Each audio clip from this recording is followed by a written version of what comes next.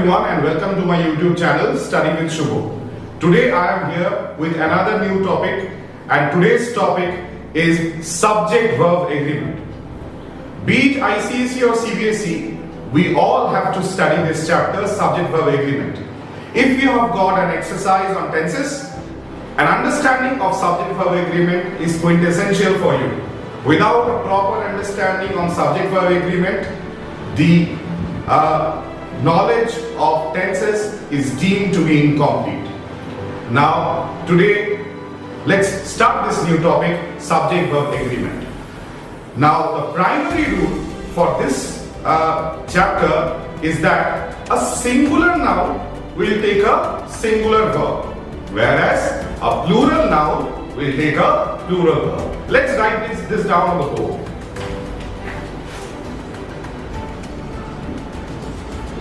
A singular noun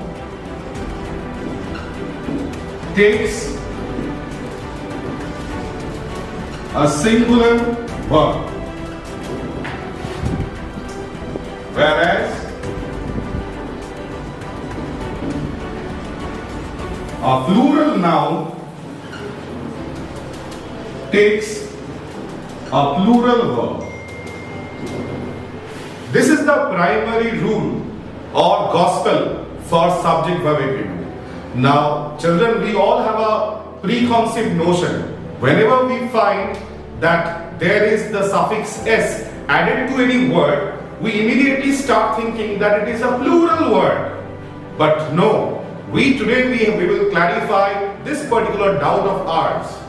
Whenever the suffix s, when it is added to a noun, this noun changes into plural.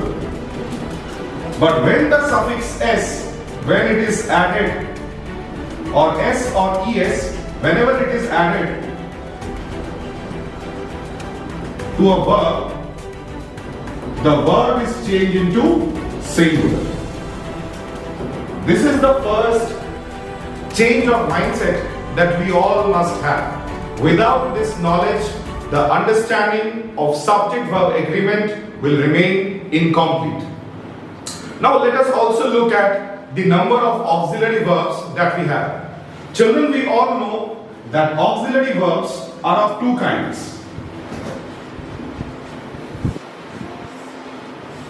The first kind of auxiliary verb is called as primary auxiliary, and the second type of auxiliary is called as secondary auxiliary or modal auxiliaries. In simple words, we also call them as modals. So dear students, here we have the chart for the primary auxiliaries and the secondary auxiliaries for a better understanding. Now, there are three main primary auxiliaries. The first primary auxiliary is do. Do has got three forms: do, does, and did. Have is the second primary auxiliary, and have has got three forms: has, have, and had. The third primary auxiliary is be, and be has got three forms: five forms: am, is, are, was, and were. Now, we also have on the other side the secondary auxiliaries or the modal auxiliaries. Now, there are all total 15 modal auxiliaries. The first is will, the second is would, the third is shall, the fourth is should, the fifth is may, the sixth is might, the seventh is can, the eighth is could. So children, the first 8 modals are very easy to remember. You can remember them in pairs: will, would, shall, should, may, might, can, could. So it is very easy, children, to remember the first 8 modals. So any place wherever you are in confusion, just try to remember these rhyming pairs, and you will immediately remember the first 8 modals. Now the 9th modal is also very easy to remember. It starts with M again, and that's must. The 9th modal, the 10th modal is ought. The 11th is need, and the 12th is used to. In the present day grammar, 3 more modals have been added to the English grammar, and they are has to, have to, and had to. Although they come with an auxiliary verb as well as a preposition, but they are used with the force of a single modal. So dear students, we are here with the first rule of subject-verb agreement, and the first rule is when two or more singular subjects are joined by the conjunction and, the verb is always used in the plural. Let's take the example. Rahul and Ravi are here. So we have the first singular subject as Rahul. This is the first subject. Ravi is the second subject. Both are singular in form. Both of them, they are joined by the conjunction and the verb is used in the plural. This is a plural verb. So this is, my dear children, the first rule of subject-verb agreement. So here we are with the second rule of subject-verb agreement. The second rule of subject-verb agreement states that if two singular subjects, they refer to the same person or thing, the verb must be singular. Now let's take an example and see how this happens. For example, my friend and neighbor is here. So here we have got basically two subjects. The first subject is my friend and the second subject is neighbor. Now how to find out, how to ascertain whether this particular subject, the first subject, my friend and neighbor, both of them, they refer to the same person or thing or not.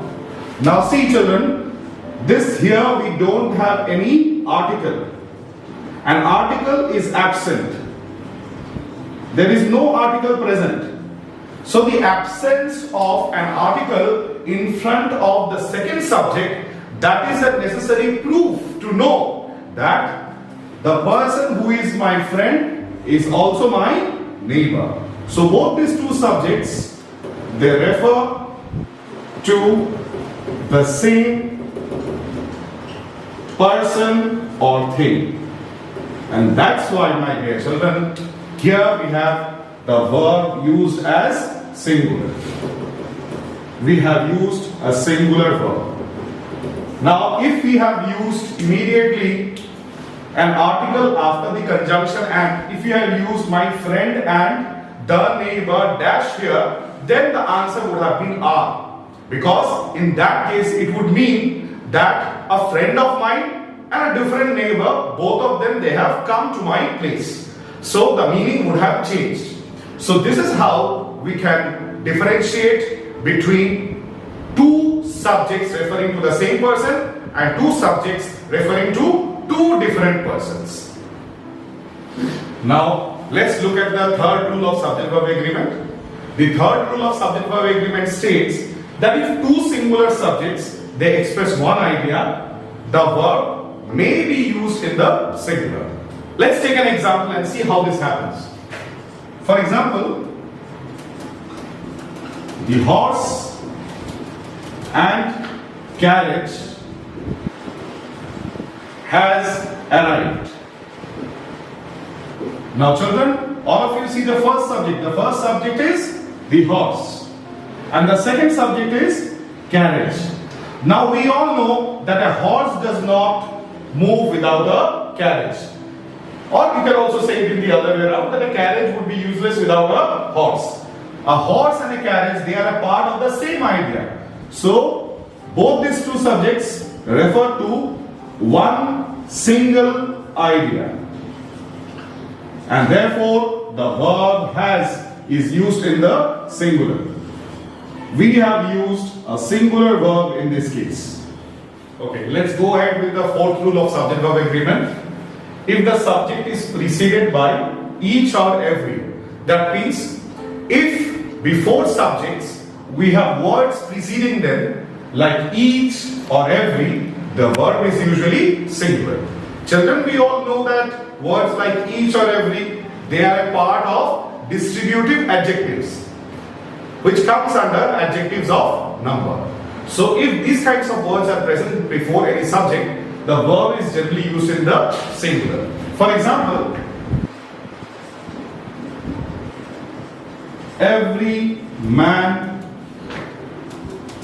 woman and child was present at the gathering. So, man, woman, child, these are all singular subjects and they have been preceded by the adjective every. Therefore, the verb that is used in the singular.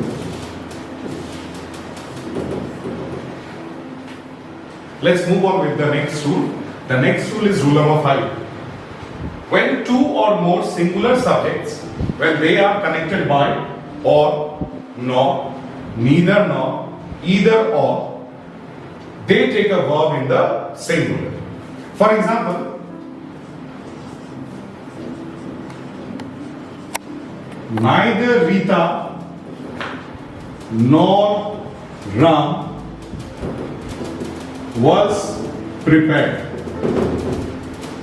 So here we have two subjects. The first singular subject is Rita. The second singular subject is Ram. And they have been joined by the conjunction neither nor. So when two singular subjects are joined by certain conjunctions like or, nor, neither nor, either or, then the verb will be used in the singular. So children, this is the 5th rule of subject-verb agreement. So we have already learned the first 5 rules of subject-verb agreement. If you want to know more about subject-verb agreement, then please like, comment and subscribe to our YouTube channel. Please let us know whether the first 5 rules, it has been beneficial for you. You can now try your hands on solving exercises on subject-verb agreement and you may let us know what's your experience. All the best.